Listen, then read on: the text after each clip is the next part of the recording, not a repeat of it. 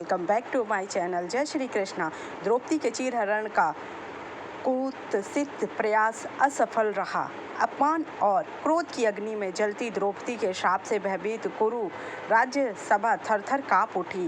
राजमाता गांधारी के रोदन के समक्ष द्रौपदी का क्रोध कुछ धीमा पड़ा और वह सिर झुकाए खड़े अपने 5 पतियों के साथ 12 वर्ष के वनवास के लिए निकल पड़ी। जानने से पूर्व उसने कायर कुरु राजकुमार दुर्योधन, दुशासन, सूत कर्ण की ओर देखा। चलिए जानते हैं कि क्या हुआ।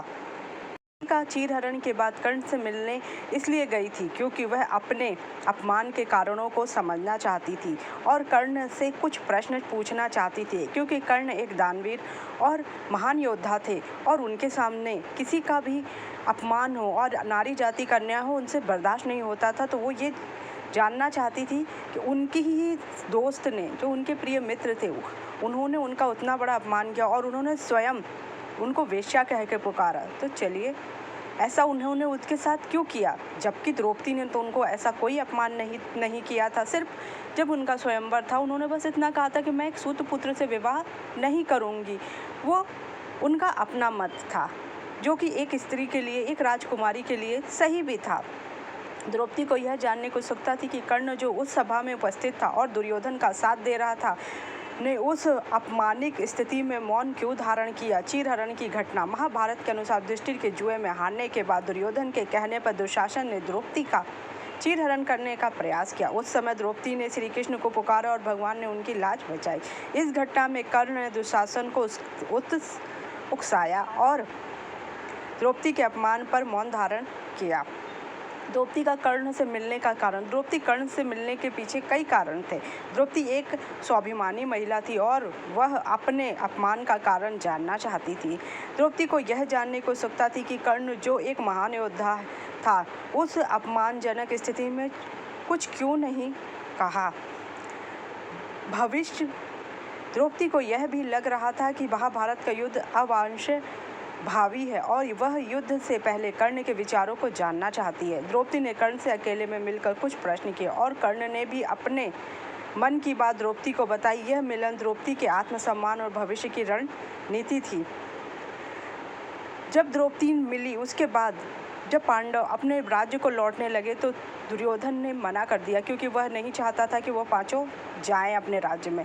5 पतियों के साथ 12 वर्ष के लिए वनवास के लिए निकल पड़ी। जानने से पूर्व उसने कायर कुरु राजकुमार दुर्योधन, दुशासन और सूत कर्ण की। दुर्योधन और दुशासन ने चेहरों में विजयी मुस्कान थी, परंतु सूत कर्ण का सिर झुका हुआ था। वनवास का 1 माह गुजर चुका है, परंतु क्रोध और अपमान की ज्वाला में जल द्रौपदी के अश्रु निरंतर बहते रहते हैं।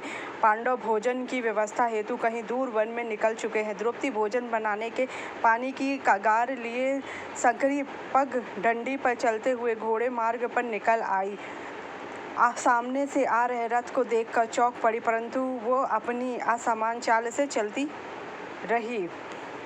वाला रथ उसके समक्ष आकर रुक गया और रथ सवार रथ से उतरकर उसके समक्ष आया तो द्रौपदी क्रोध से भर उठी, क्योंकि रथ सवार सूत कर्ण था। प्रणाम देवी। कर्ण द्रौपदी के समक्ष झुककर बोला, मुझे एक सूत पुत्र का प्रणाम स्वीकार नहीं है। तू इस वन में क्यों आया है? क्या तुझे अपने प्राणों का भय नहीं? मेरे पति तुझे देखते ही मार डालेंगे। द्रौपदी क्रोध स्वर में अपने मार्ग पर आगे बढ़ती हुई बोली। उसने मार्ग पर खड़े होकर उस सूतपुत्र से किसी प्रकार का वार्तालाप स्वीकार नहीं किया। देवी, मैं किसी प्रकार का युद्ध करने नहीं आया हूँ। मैं तो एक नारी के प्रति बोले गए अपने अपमानजनक शब्दों और आपसे क्षमा मांगने आया हूँ। कर्ण के शब्दों में पश्चाताप था। मूर्ख तू, क्या मुझसे ज्ञात नहीं है कि सबसे गंभीर घाव शब्दों के ही होते हैं। मैं तेरे शब्दों से घायल हूँ।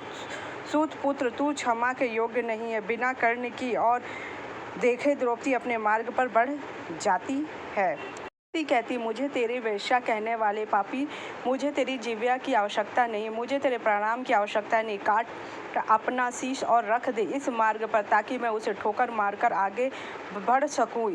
तू सूत पुत्र का रक्त और शीश इस मार्ग को अपवित्र करेगा। द्रौपदी ने एक पल रुक कर कहा और पुनः अपने मार्ग को आगे बढ़ गई। बोलकर आगे बढ़ गई और कर्ण को वहां खड़ा छोड़कर अपने मार्ग पर चलती गई। अगर आपको मेरी जानकारी अच्छी लगी तो मेरे चैनल को लाइक कीजिए, सब्सक्राइब कीजिए, शेयर कीजिए। Thank you so much.